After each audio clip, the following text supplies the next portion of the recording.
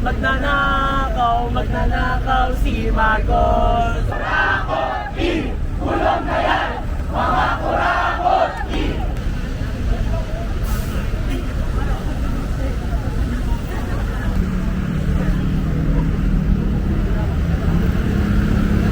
At syempre, ang walang sawang, ang immortal na Juan Ponce Enrique. Sapagkat ang mga kurak ay nakakapit sa lahat ng panig. Pero ang punto, mga kasama, tingin ko, tuwing may kagulat,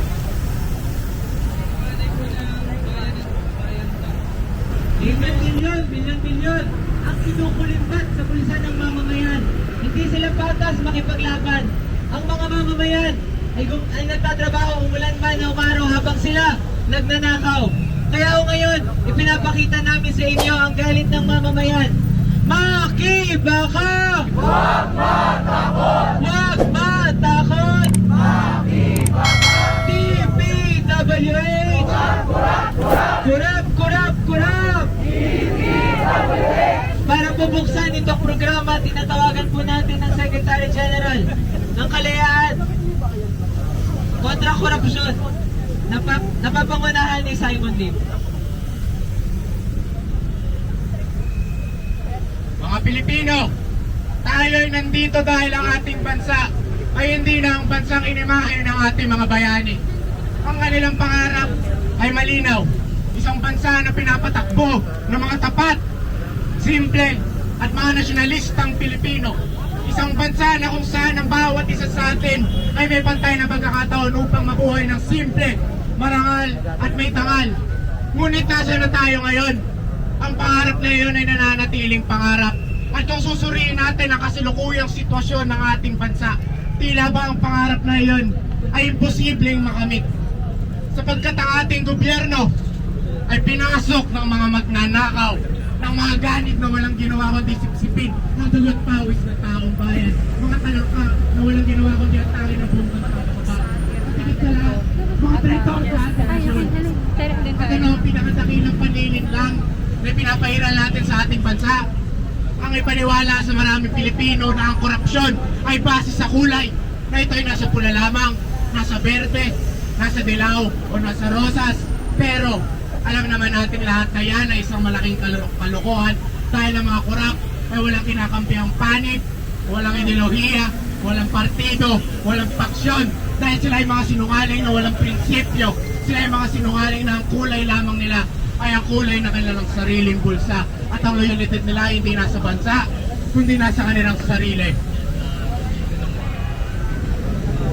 Kaya bakit pa tayo maniniwala sa kanila? Bakit pa tayo magbubulag-bulagan? Hindi sapat na suportahan lang natin ang isang panig, sapagkat ang mga korap ay nakakapit sa lahat ng panig.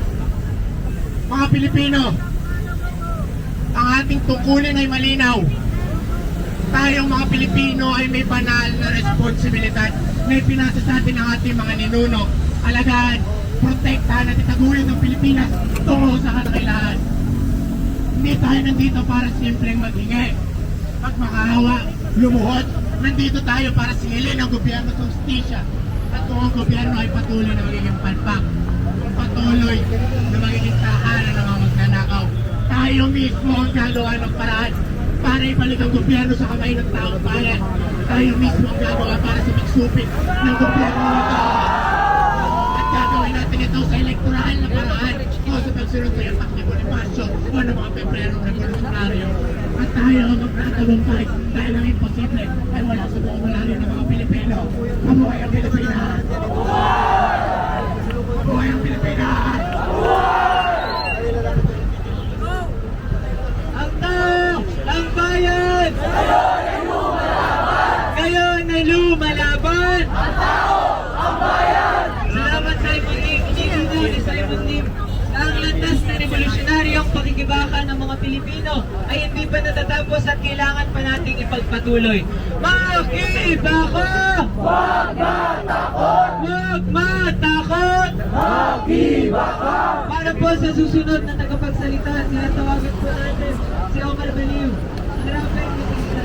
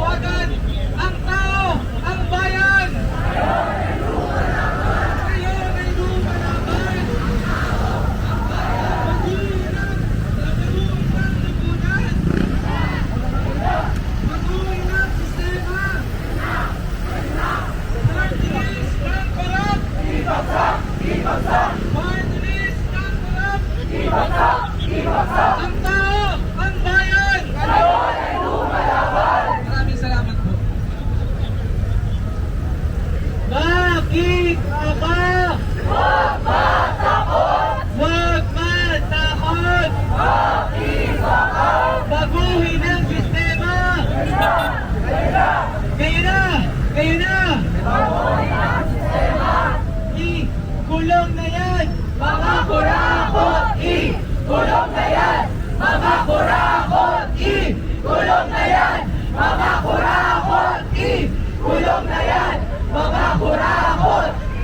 Para po sa susunod na pagkataon, tinatawagan po natin ang Panday Sining.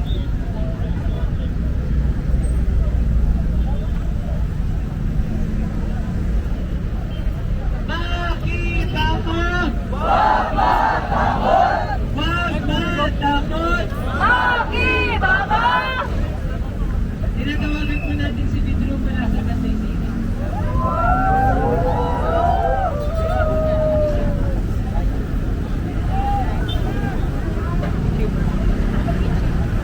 Makibaka!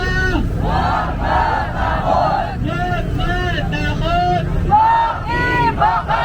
Ang tao, ang bayan! Ngayon ay lumalaban! Ngayon ay lumalaban! Ang tao! Ang bayan! Hanggang sa likod, nakasampa natin, iparinig natin sa gobyernong korap ni Marcos at Duterte kung gaano kagalit ang mamamayan, ang tao, ang bayan! Ngayon ay lumalaban! Ang tao! Iparinig natin ang boses ng galit, ang tao, ang bayan! Ngayon ay lumalaban! Ngayon ay lumalaban! Ang tao! Ang bayan! Baguhin ang sistema! Baguhin ang sistema! Ngayon na! Ngayon na! Baguhin ang sistema! Makibaka! Huwag matakot! Huwag matakot! Makibaka!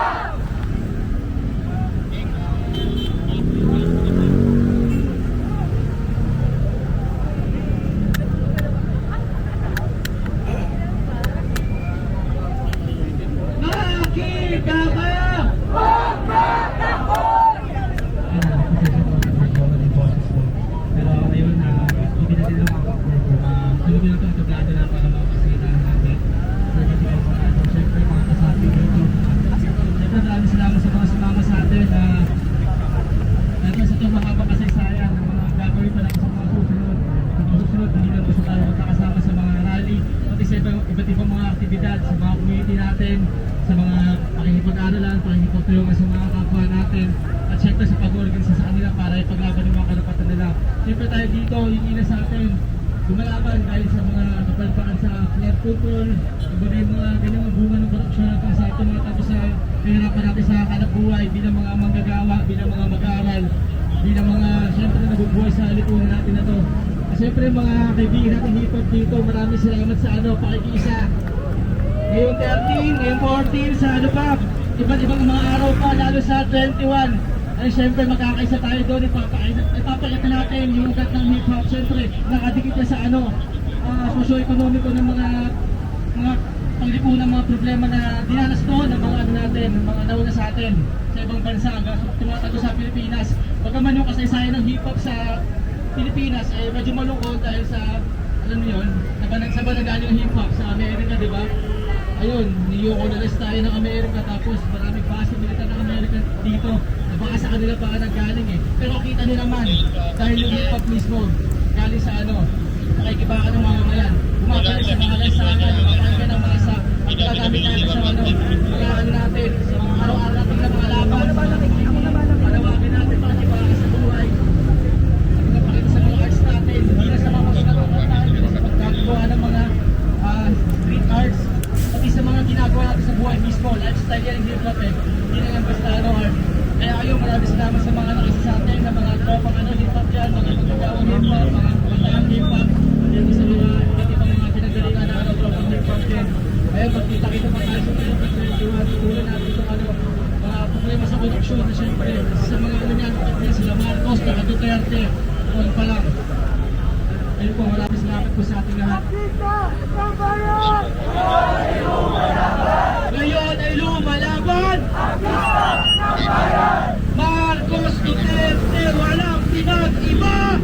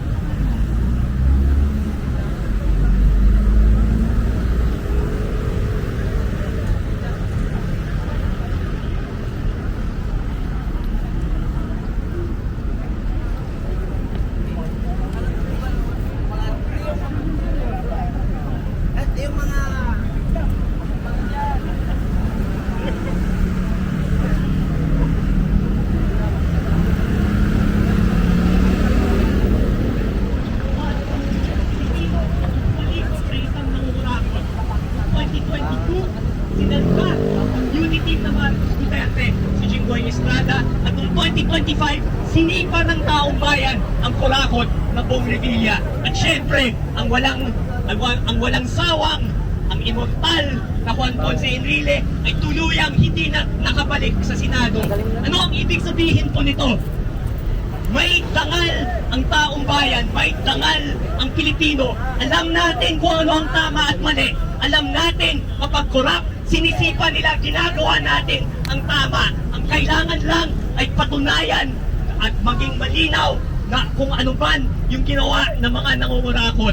Kaya ang panawagan po natin, ayusin ang Independent Commission, gawing totoong independent ito. Ito ang panawagan sa Presidente, mag-appoint ng mga tao na may dangal, mag-appoint ng mga tao na may integridad. Ang panawagan naman sa Kongreso, bigyan ng totoong ngipin ang Independent Commission, bigyan ito ng subpoena powers, ng powers to contempt, to make sure na lahat ng mga impormasyon ay may ipapalabas.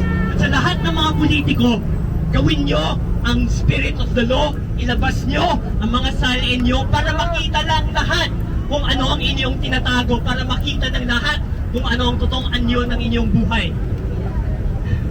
Mga kasama, nandito po tayo ngayon sa People Power Monument.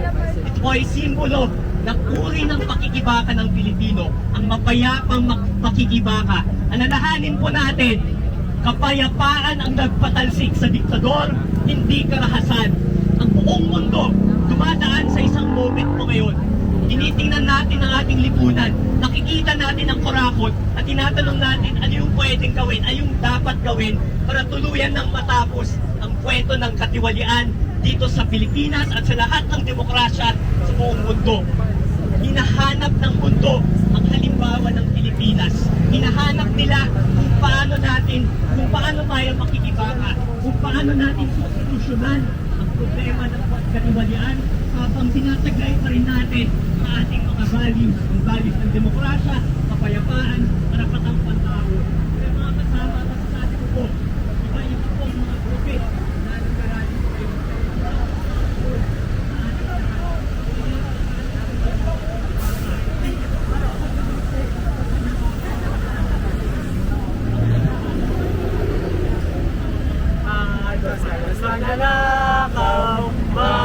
Marcos magnanakaw, Marcos magnanakaw, magnanakaw si Marcos.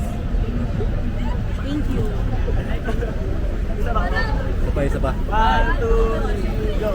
Marcos magnanakaw, Marcos magnanakaw, Marcos